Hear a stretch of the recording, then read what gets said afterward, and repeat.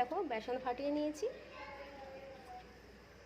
ফাটিয়ে বলছি সরি ফেটে নিয়েছি। এখানে বেসন রেডি আছে। আর এটাতে মশলা দিয়ে দিই কিছু ফটাফট করে। এখানে অল্প একটু নুন দিয়ে দিচ্ছি, দেখো টেস্ট অনুযায়ী আমি নুন দিয়ে দিচ্ছি। এখানে আলু অনেক গরম আছে, তারপরে একটু গরম মশলা, একটু চিকেন মশলা জাস্ট সামান্য সামান্য করে একটু একটু দিয়ে দিচ্ছি। অল্প একটু লঙ্কা দিয়ে দিচ্ছি, তারপরে একটু রেড চিলি পাউডার দিয়ে দিচ্ছি। ঠিক আছে, তো ব্যাস এটাকে মাখাতে থাকো। আর দিয়ে দেবো একটু ধনেপাতা।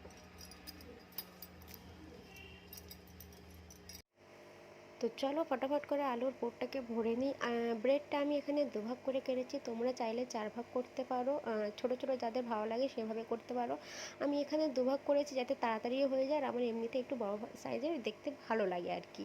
তো এখানে দেখো প্রথমে আমি দুটো করে দিয়েছি, তারপরে দেখা গেল যে বেসনের সাথে অনেকটা বড় হয়ে ফুলে উঠেছে, দুটো হচ্ছে না, তারপর আমি একটা একটা করে ফ্রাই করলাম। এখানে আমি ফার্স্ট দুটো দিয়ে দেখলাম যে এর মধ্যে হচ্ছে না আর কি, যেহেতু আমি ছোটো জায়গা নিয়ে ফেলেছি তো তাই।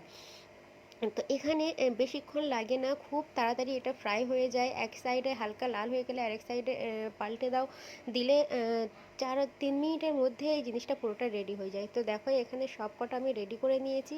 আর আমার এইটুকু ভিডিও তোমাদের কেমন লাগে বলা, সত্যি খুব টেস্টি হয়। কম সময়ে একটা যদি নাস্তা খাওয়ার ইচ্ছা হয় তো এটা আমার মনে হয় বেস্ট।